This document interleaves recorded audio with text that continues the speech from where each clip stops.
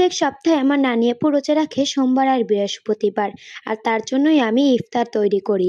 প্রত্যেক সপ্তাহে তো তৈরি করি, কিন্তু আপনাদের সাথে শেয়ার করা হয় না। আর আজকে আমি পেঁচু বানাবো, আর সেটাই আপনাদের সাথে শেয়ার করব। হ্যালো এভরিওয়ান, বিসমিল্লাহির রহমানির রহিম, আসসালামু আলাইকুম। কেমন আছেন সবাই? আশা করি সবাই অনেক ভালো আছেন। আলহামদুলিল্লাহ, আমি অনেক ভালো আছি আপনাদের দোয়ায়। তো আমার নানি আপু যেহেতু রোজা রেখেছে, আজকে সোমবার, তার জন্য ইফতার তৈরি করব। ইফতারে রয়েছে পেঁচু। দোকানের মতো পেঁচু তৈরি করতে খেতে কার না ভালো লাগে। আজকে আমি চেয়েছিলাম যে দোকানের মতো পেঁচু বানাবো, মানে আস্তে আস্তে একটু ডালটা থাকবে সেরকম। আমার আম্মু আমাকে দেখিয়ে দিয়েছিল কীভাবে পেঁচু তৈরি করতে হয়। আসলে আমি আগে কোনো সময় বুঝতাম না, মানে জানতামই না কীভাবে তৈরি করতে হয়। তো আম্মুরটা দেখে দেখে একটু একটু শিখেছি। প্রত্যেক সপ্তাহে যেহেতু আম্মু আমি মিলে একসাথে পেঁচু তৈরি করি, কিন্তু কখনোই আপনাদের সাথে শেয়ার করা হয় না। আজকে আপনাদের কাছে দেখাবো আমি কীভাবে পেঁচু তৈরি করি। এই ব্লগটা আপনাদের সাথে শেয়ার করব। ভালো লাগে লাইক কমেন্ট শেয়ার করে দিবেন। আমার নানি আপু পাশে বসে দেখেছিল যে আমরা কিভাবে করেছি। তাকে তো আমরা হাত লাগাতেই দিইনি। সে করতে চেয়েছিল, কিন্তু আমি বলছি না, আপনার কোনো দরকার নেই। তারপর প্রথমে ব্লেন্ডারে আমি ডালগুলো পিষে নিলাম। আমার নানি আপু পাশ দিয়ে বলেছিল তাদের সময় নাকি ব্লেন্ডার ছিল না, তারা নাকি শিলপাটায় পিষে নিত।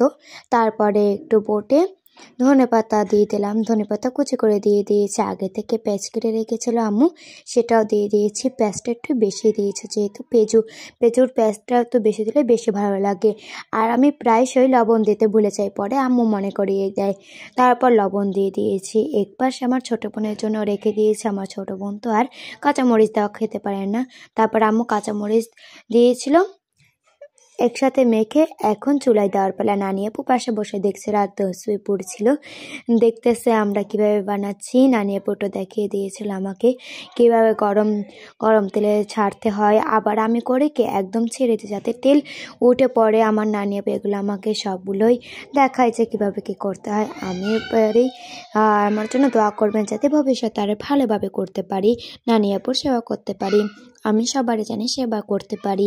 আসলে আমাদের মেয়েকে এসব কাজগুলো শিখে রাখা উচিত, কারণ দিন শেষে যেই চাকরি করি না কেন, যে জায়গায় থাকি না কেন, আমাদের মেয়েদের রান্নাঘরে আসতেই হবে।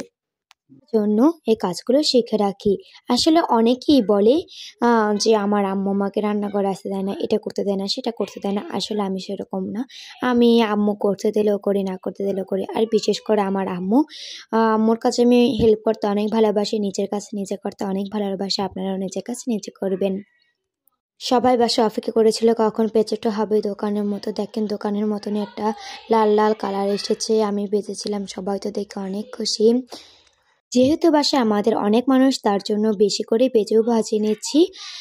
অনেকগুলো টপ টপ করে অনেকগুলোই ভেজে নিলাম পেঁচু। এখন নানি আপুর সামনে দেওয়ার পালা। নানি আপুকে আগেই দিয়ে দিয়েছি। এখন আলিশা আর আমি মিলে বসবো পেঁচু খাওয়ার জন্য। পাশে একটু স্যালাডও নিয়েছি, গাজর নিয়েছিলাম, একটু সস নিয়ে এবার খাওয়ার পালা। খেয়ে দেখবো যে কেমন হয়েছে। আপনারা আমাদের এই পদ্ধতিতে বানাতে পারেন, আর যারা এই পদ্ধতিতে বানান খেয়ে বলবেন কেমন লেগেছে বানানোটা, আর আমার ভিডিওটা দেখতে কেমন লেগেছে আপনারা কমেন্ট করে জানাবেন। এই পাশে আমার বোনও ছিল, তার পেছু সে খাচ্ছে, অনেক দুষ্টুমি করে। একসাথে মিলে আমরা 3 বোন একসাথে মিলে খাচ্ছি, অনেক ভালোই লাগবো। বিসমিল্লাহ বলে খাওয়া শুরু করলাম। আলহামদুলিল্লাহ, খাবারটা অনেক মজা ছিল। আজকে এই ব্লগটা এই পর্যন্তই। আল্লাহ হাফেজ।